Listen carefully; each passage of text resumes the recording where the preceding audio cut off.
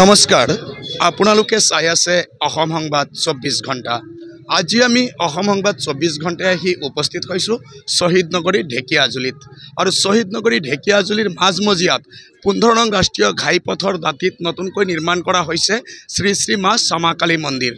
নৱৰত্ন ক্লাবৰ উদ্যোগত এই ঢেকিয়াজুলি নগৰৰ মাজমজিয়াত নতুনকৈ নিৰ্মাণ কৰা হৈছে শ্ৰী শ্ৰী মা শ্যামাকালী মন্দিৰ আৰু এই শ্ৰী শ্ৰী মা শ্যামাকালী মন্দিৰৰ অহাকালিৰ পৰা অনুষ্ঠিত হ'ব উদ্বোধনী অনুষ্ঠান।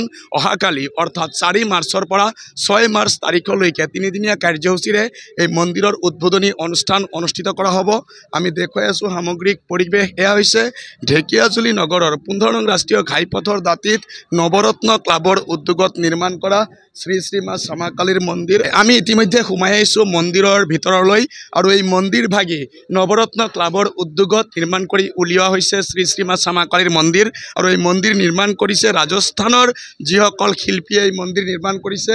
অতি ব্যয়বহুল খৰচেৰে আটক ধুনীয়াকৈ নিৰ্মাণ কৰা হৈছে শ্ৰী শ্ৰী মা শ্যামাকালীৰ মন্দিৰ আৰু এই মন্দিৰ ভাগি ঢেকিয়াজুলি নগৰৰ মাজমজিয়াত 15 নং ৰাষ্ট্ৰীয় ঘাইপথৰ দাঁতিতে নিৰ্মাণ কৰা হৈছে শ্ৰী শ্ৰী মা শ্যামাকালীৰ মন্দিৰ আৰু অহাকালি 4 মাৰ্চ আৰু 4 মাৰ্চৰ পৰা এই মন্দিৰ ভাগিৰ শুভ উদ্বোধনী অনুষ্ঠান আৰম্ভ হ'ব। 6 মাৰ্চত এই উদ্বোধনী অনুষ্ঠান সমাপ্ত পৰিব আৰু ইতিমধ্যে উদযাপন সমিতি বা পৰিচালনা সমিতিৰ বিষয়ববীয়াসকল আছে। এই ক্ষেত্ৰত আমি তেখেতলোকৰ পৰা কিছু কথা জনাৰ চেষ্টা কৰিম। দেখা গৈছে এক ব্যয়বহুল খৰচেৰে ঢেকিয়াজুলি নৱৰত্ন ক্লাবৰ উদ্যোগত নৱৰত্ন ক্লাবৰ প্ৰাংগণত নিৰ্মাণ কৰা হৈছে আটক ধুনীয়াকৈ শ্ৰী শ্ৰী মা শ্যামাকালীৰ মন্দিৰ আৰু অহাকালিৰ পৰা এই মন্দিৰৰ শুভ উদ্বোধনী অনুষ্ঠান। কি ক'ব আজিৰ দিনটোত?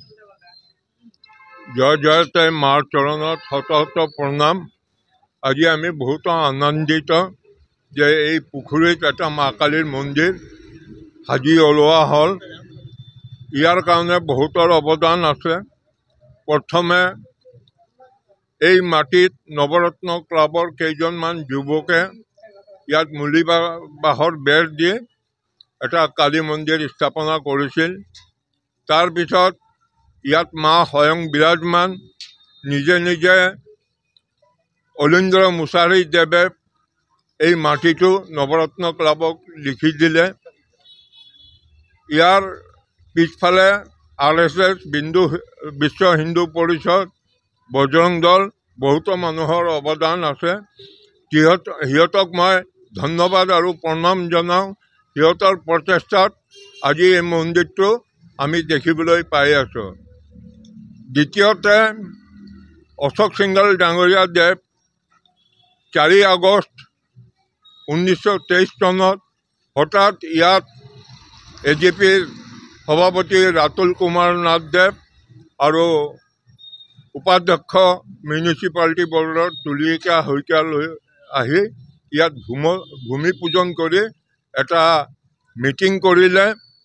তাত তেখেতে ক'লে ঢেকিয়াজুলিৰ চহৰত ধুনীয়া কালী মন্দিৰ বনালে মই 11 লাখ টকা আৰু এটা মাৰ প্ৰতিমা দিম বুলি ক'লে।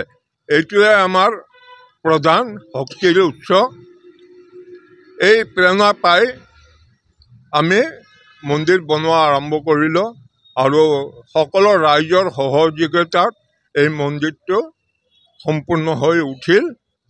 এতিয়া আমি সকলোক কওঁ আমাৰ 3দিনীয়া প্ৰগ্ৰামত আপোনালোকে আহি যোগদান কৰক, মাৰ ভক্তি কৰি শক্তি লৈ যাওক।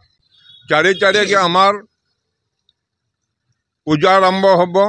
4 তাৰিখ আবেলি 4 বজাত মূৰ্তি পৰিক্ৰমা হ'ব। 5 তাৰিখে গোটেই দিন পূজা হ'ব। আবেলি বৰঝাৰৰ কীৰ্তন পাৰ্টীয়ে কীৰ্তন কৰিব। 6 তাৰিখে পূজা আৰম্ভ হ'ব আৰু 8:30 বজাত আমি 251 কলহ যাত্ৰাৰে সাংস্কৃতিক শোভাযাত্ৰাৰে ইয়াত আহিম। তাত আমাৰ মন্ত্ৰী মহোদয় MP মহোদয় সকলোৱে উপস্থিত থাকিব। 10:05 পৰা 10:30 ভিতৰত প্ৰাণ প্ৰতিষ্ঠা হ'ব। 11:30 কন্যা পূজন হ'ব। 12:30 আমাৰ সভাপতি মহোদয় অশোক সিংঘল ডাঙৰীয়া কিবা বক্তব্য ৰাখিব।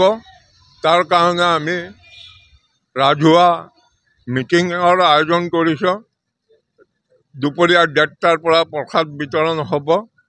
সন্ধিয়া 6 বজাৰ পৰা নলবাৰীৰ পৰা অহা নাম পাৰ্টীয়ে নাম কীৰ্তন কৰিব। 8টাৰ পৰা কেলকাতাৰ পৰা অহা সাধুৱে পাৰ্টী ইয়াত বাউল গীত পৰিৱেশন কৰিব।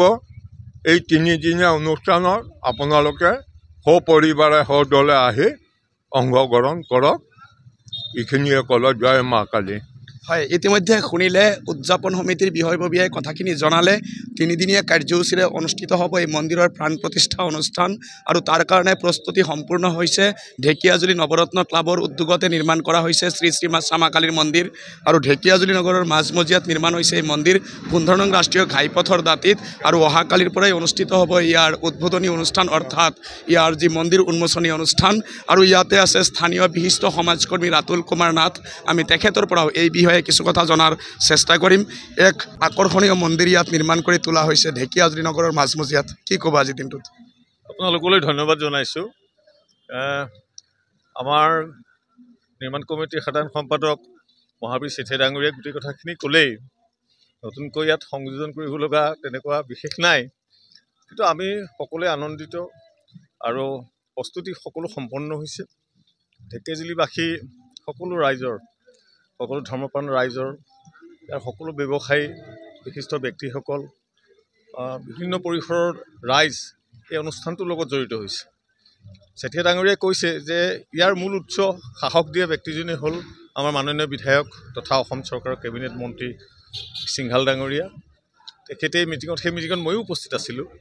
তেখেতে কৈছিল 11 লাখ টকা দিম আৰু মূৰ্তি মই দিম, আপোনালোকে সাজু হওক।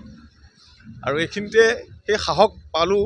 আৰু তাৰ লগত আৰু এটা কথা আছে যে সকলোৱে যিহেতু নিজে নিজৰ প্ৰচাৰ মানুহে নকৰে সাধাৰণতে। আমাৰ মহাবীৰ চেতিয়া যিগৰাকী সম্পাদক নিৰ্মাণ কমিটিৰ আৰু ইয়াৰ মূল হোতা এই গোটেই মন্দিৰ যে নিৰ্মাণ পৰিক্ৰমাটোৰ লগত তেখেতে দিনে নিশাই নিজৰ ব্যৱসায় বাণিজ্য এৰি ইয়াৰ লগত জড়িত হৈছে। আমি তেখেতৰ ওচৰত সদায় চিৰকৃতজ্ঞ হৈ ৰ'ম। তেখেতেও মন্ত্ৰী ডাঙৰীয়াৰ 11 লাখ আৰু মূৰ্তিৰ 90,000 টকাৰ উপৰিও তেখেতেও কিন্তু এই মন্দিৰ নিৰ্মাণত নিজৰ ব্যৱসায়ী পুঁজিৰ পৰা 5 লাখ টকা তেখেতেও আগবঢ়াইছে আৰু তাৰ লগতে সকলো ৰাইজে দিছে। তাৰ কাৰণে এই মন্দিৰটো ইমান সুন্দৰকৈ নিৰ্মাণ হৈছে। অহাকালিৰ পৰা 3দিনীয়া 4, 5, 6 কাৰ্যসূচী আৰম্ভ হ'ব। আমি আশা ৰাখিছোঁ যে ইয়াত কেইবা হাজাৰো ভক্তপ্ৰাণ ৰাইজ সমবেত হ'ব। আপোনালোকৰো আমি সহযোগিতা বিচাৰিছোঁ আৰু আপোনালোকৰ প্ৰচাৰ মাধ্যমৰ জৰিয়তেও এটা ব্যাপক প্ৰচাৰ হওক, তাৰ কাৰণে আপোনালোকৰো বিনম্ৰ অনুৰোধ জনাই এই কাৰ্যসূচী অতি শৃংখলাবদ্ধভাৱে সমাপন হ'ব বুলি আমি আশাবাদী। আৰু সকলো ফালৰ পৰা এটা ৰাইজ প্ৰস্তুত হৈছে। আৰু ইয়াৰ নৱৰত্ন ক্লাবৰ যিসকল যুৱক তেখেতসকলেও দিনে নিশাই পৰিশ্ৰম কৰিছে, কষ্ট কৰিছে। গতিকে চহৰৰ মাজমজিয়াত ৰাষ্ট্ৰীয় ঘাইপথৰ কাষত ঢেকীয়াজুলিৰ এই যি মন্দিৰ, এক জাগ্ৰত মন্দিৰ হ'ব আৰু সদাশয় সকলো ধৰ্মপ্ৰাণ ৰাইজে ইয়াক সদায় সেৱাৰে মা কালীলৈ মন্দিৰলৈ আহি আশীৰ্বাদ গ্ৰহণ কৰিব বুলি আমি সকলোকে বিনম্ৰভাৱে আবেদন জনাই মোৰ কোৱাখিনি ইয়াতে সামৰিছোঁ। ধন্যবাদ। জয় মা কালী। হয়, ইতিমধ্যে শুনিলে স্থানীয় বিশিষ্ট সমাজকৰ্মী ৰাতুল কুমাৰ নাথে বিষয়খিনি জনালে। কালিৰ পৰাই 3দিনীয়া কাৰ্যসূচীৰে ইয়াত মেলা সদৃশ পৰিৱেশ হ'ব আৰু আমি দেখুৱাই আছোঁ এই মন্দিৰ ভাগি সুদূৰ ৰাজস্থানৰ জয়পুৰৰ পৰা আহি শিল্পীয়ে নিৰ্মাণ কৰিছে আৰু আটক ধুনীয়াকৈ নিৰ্মাণ কৰা হৈছে এই মন্দিৰ। আৰু এই মন্দিৰ কালিৰ পৰাই উদ্বোধনী অনুষ্ঠান আৰু এই মন্দিৰৰ উদ্বোধনী অনুষ্ঠানত উপস্থিত থাকিব অসম চৰকাৰৰ সুদক্ষ কেবিনেট মন্ত্ৰী অশোক সিংহল আৰু ইয়াৰ পৰিচালনা সমিতি বা মন্দিৰ নিৰ্মাণ সমিতি এটা কথা জনাইছে যে স্থানীয় বিধায়ক তথা অসম চৰকাৰৰ কেবিনেট মন্ত্ৰী অশোক সিংহলৰ তৎপৰতাতে এই মন্দিৰ ভাগি আজি নিৰ্মাণ হ'বলৈ পাইছে। আৰু স্থানীয় সমাজকৰ্মী মহাবীৰ চেতিয়াৰো এটা বলিষ্ঠ অৱদান আছে আৰু এই অৱদানতে মন্দিৰ নিৰ্মাণ হৈ উঠিছে। আৰু ইয়াত ইতিমধ্যে মন্দিৰ পৰিচালনা সমিতি বা নিৰ্মাণ সমিতিৰ বিষয়ববীয়াসকল আছে আৰু কালিৰ পৰা ইয়াত এক উৎসৱমুখৰ পৰিৱেশ হ'ব। বিভিন্ন প্ৰান্তৰ পৰা ভক্তগণ আহিব এই মন্দিৰৰ শুভ উদ্বোধনী অনুষ্ঠানত আৰু আমিও অসম সংবাদ 24 ঘণ্টাই এই মন্দিৰৰ শুভ উদ্বোধনী অনুষ্ঠানৰ 3দিনীয়া কাৰ্যসূচী আমি এনেকৈ সম্প্ৰচাৰ কৰিম, ভক্তসকলক দেখাই থাকিম। আৰু যিসকল ভক্তই আজি এই সম্প্ৰচাৰ চাই আছে তেখেতলোকলৈ অনুৰোধ, আপোনালোকেও অহাকালি বিয়লি 4 বজাৰ পৰা যি অনুষ্ঠান আৰম্ভ হ'ব এই অনুষ্ঠানৰ পৰাই আপোনালোকে অংশগ্ৰহণ কৰক আৰু আপোনালোকেও এই মাৰ নামত ব্ৰতী হওক আৰু মাক কিছু সময় দিয়ক। নিশ্চয় মায়ে আপোনাক সময় দিব।